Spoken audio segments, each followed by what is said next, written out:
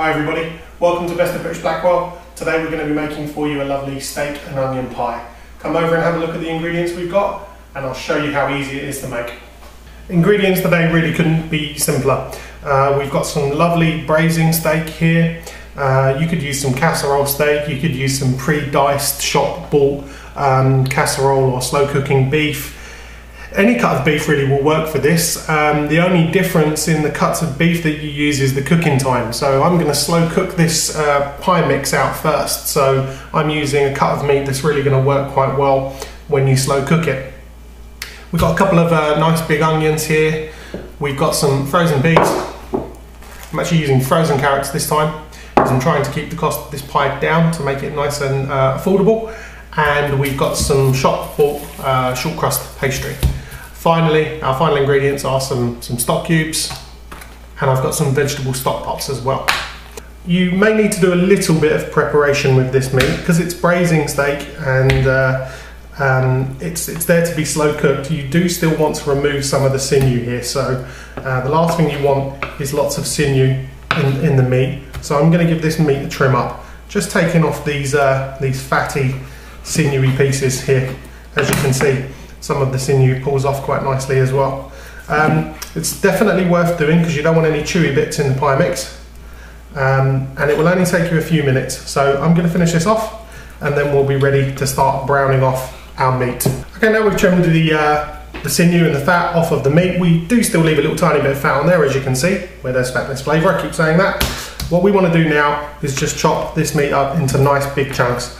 I'm going for chunks as big as that because I want the pie to remain nice and meaty, and plus we're going to slow cook this down so this meat will change in size and shape.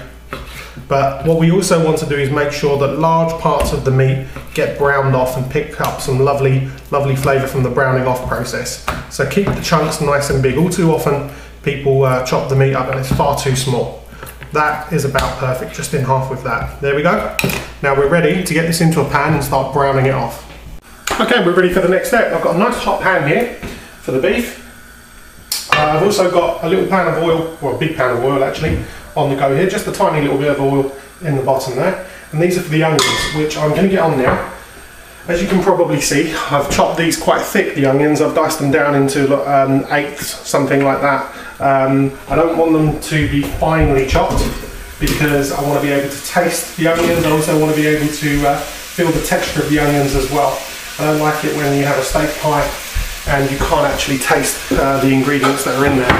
The onion and the steak are the two biggest ingredients, so we want to be able to see them, we want to be able to taste them, you want the texture of them. Now the beef. Let's get it straight into this pan. We're not looking to cook it through, we're just looking to give it a little bit of colour. And it's at this point here that we add some seasoning as well. So let me wipe my hands.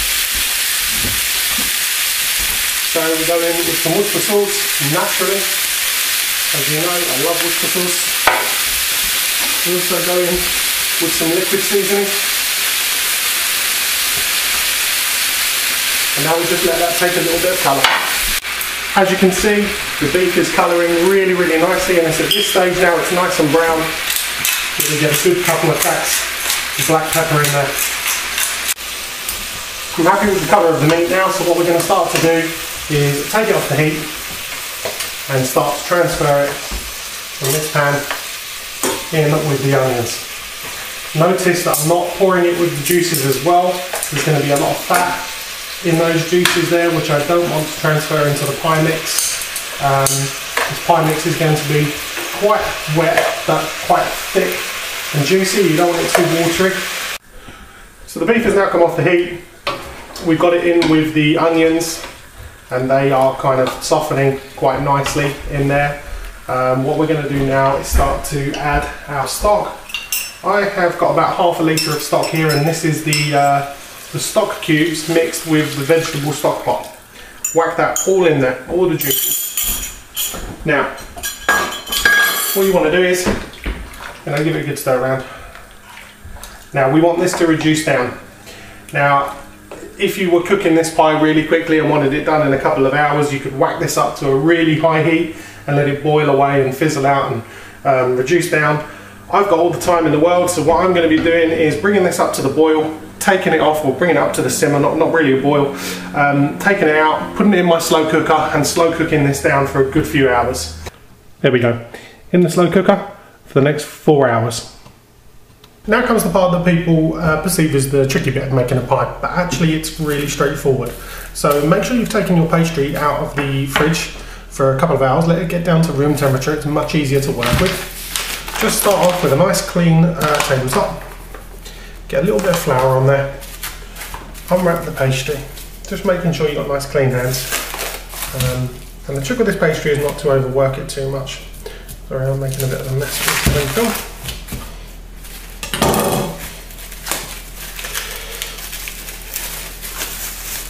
There we go. Make things easier for yourself straight away by portioning it out.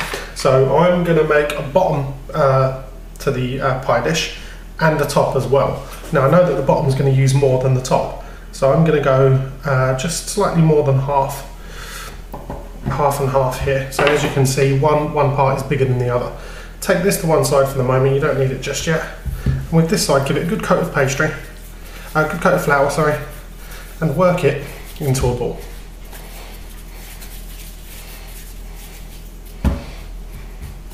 Once you get it into a decent sphere, what you then want to do is get your rolling pin and start to roll it out.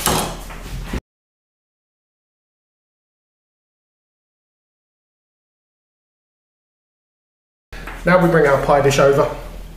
You can see that that's going to fit beautifully in there. It's going to overlap a little bit as well. Take your rolling pin, roll the pastry back on itself, bring it over to the middle, roll it back on top. There we go. Now what you want to do is just let it fall inside the pastry tin. So no need to wash everything down yet, we can just get a nice clean chopping board, put it on top of where we were working for the pastry, and now we'll make a start of filling our pastry tin up. What I've done here is the meat that we've slow cooked down along with the carrots and the peas. That's been slow cooked for about 4 hours. Lovely stewed onions in there as well. What I've done is I've separated the meat and the pie filling from its gravy. I'll show you why I've done that in a minute. Now just make a start on layering the meat on the inside of this pie. Now with something like a fork, all you want to do really is just make sure that the ingredients are spread right up to the side and nice and evenly spread around the pie. Now, like I said earlier, I separated the meat from the gravy, and that was so that I could thicken the gravy up a little bit more because it was still a little bit watery. And now we're going to add some of that into the top of this pie.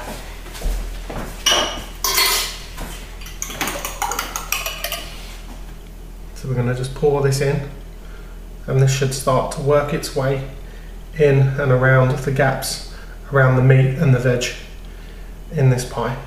The other thing this gravy also does as well is it gives us a nice solid topping for us to lay our pastry on. So there we go. That will do for now. Now, take your pie, put it to one side.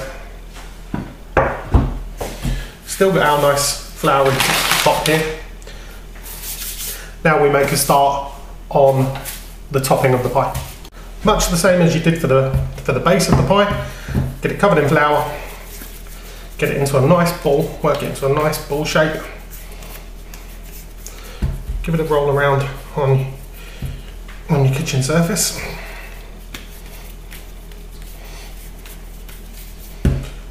Now we start to roll.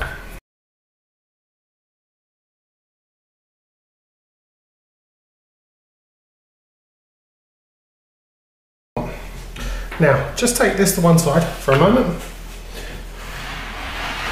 Bring your pie back over. Now what we want to do is just make sure that all the gravy in there is settled. It has. It's settled quite nicely. Now we do a little bit of egg wash.